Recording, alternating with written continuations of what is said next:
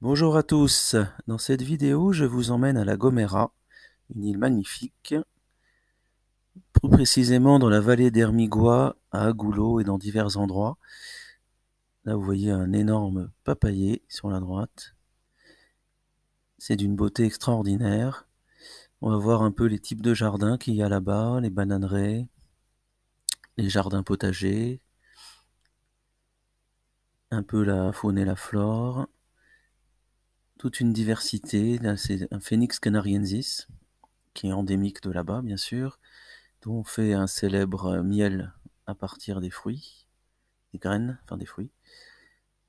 Et on va voir aussi un peu ce qui est jardin-forêt et évidemment les bananeraies. Merci. Bonjour à tous, donc ici on est dans le fond de la vallée au-dessus d'Hermiga, où il y a l'eau qui passe tout au fond qui vient des forêts, des montagnes, même s'ils se plaignent d'en avoir moins, mais c'est comme partout. Et je voulais vous montrer ici les bananiers.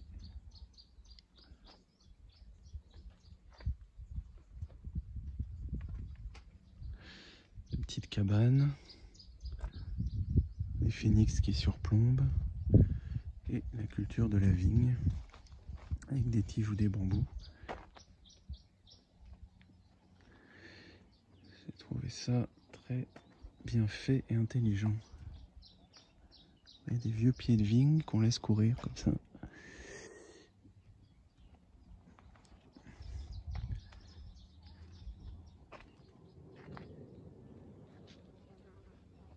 Des petites plantes sauvages, donc il y a du fenouil, du ricin.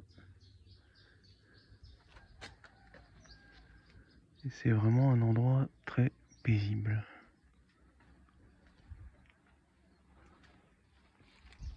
Alors je poursuis ma petite enquête dans les potagers d'Hermiga. Donc là on a des patates. Là-bas vous voyez de la courge. Toujours des bananiers. Quelque part. De la canne à sucre. Parce qu'avant il y avait beaucoup de canne à sucre avant qu'ils fassent des bananes. Du coup il y en a à droite à gauche. Ils en font sans doute pour eux aussi. Du ricin. Des agaves partout sur la montagne ici. Je continue. Et voilà, un beau régime de bananes. Un peu de papaye. Toute jeune papaye en formation. Du tournesol. Encore du fenouil.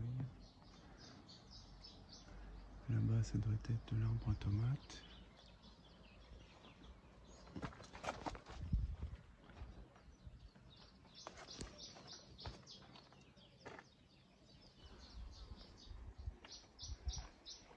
Ouais, ici des poivrons, des salades. Et le fameux Solanum betaseum. Arbre à tomates. Voilà, c'est juste un petit tour pour vous montrer comment ils cultivent ici. Avec de l'irrigation, bien sûr, il y a de l'eau partout. Là-bas, une courge dans le fond. Citronnier. C'est des petites oasis. Là, beaucoup de canne à sucre. Et celui que je vous montrais tout à l'heure. Bonne journée.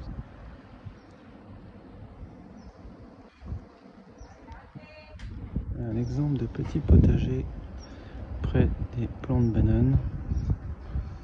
Ici on est à Agulhas, à 300 mètres d'altitude. Et j'adore le jardin, l'organisation et les petits mots marqués un peu partout.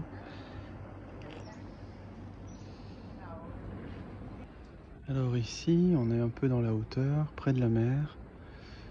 Et je voulais vous montrer un petit jardin forêt tropical, enfin semi-tropical.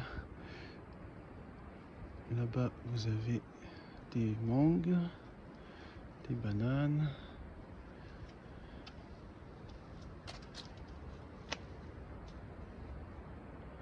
Du potager là-bas dans le fond. Du carambole. Et le carambole est énorme.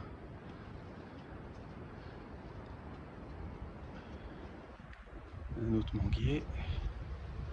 Encore un ici. Et magnifique pothos. Et par terre, Saint-Geniol. Et vous avez plein de caramboles partout.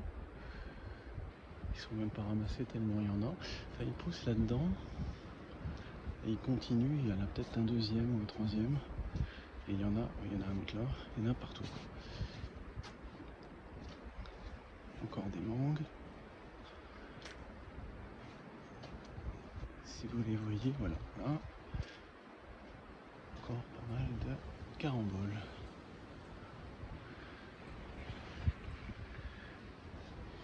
Et au fond, normalement, il y a de la basse-cour. Enfin, hier, il y avait la basse-cour. Ah, elle est là-bas.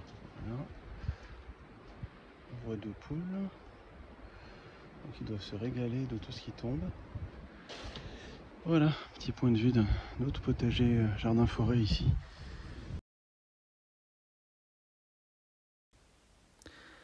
Alors, je vous montre quelques photos supplémentaires. Là, un pothos, magnifique.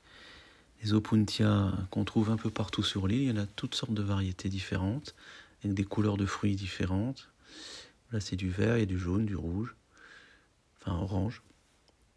Il y a aussi du violet, mais j'en ai pas vu. Vous voyez la luxuriance, on est sur le nord de l'île, donc il y a quand même un petit peu d'eau.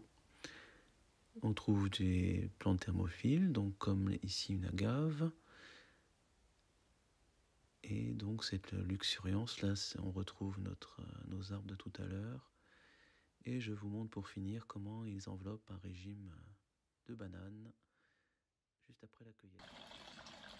Alors juste pour conclure cette petite vidéo, nous faisons écouter l'eau qui descend de la montagne du parc de la Garonnaï.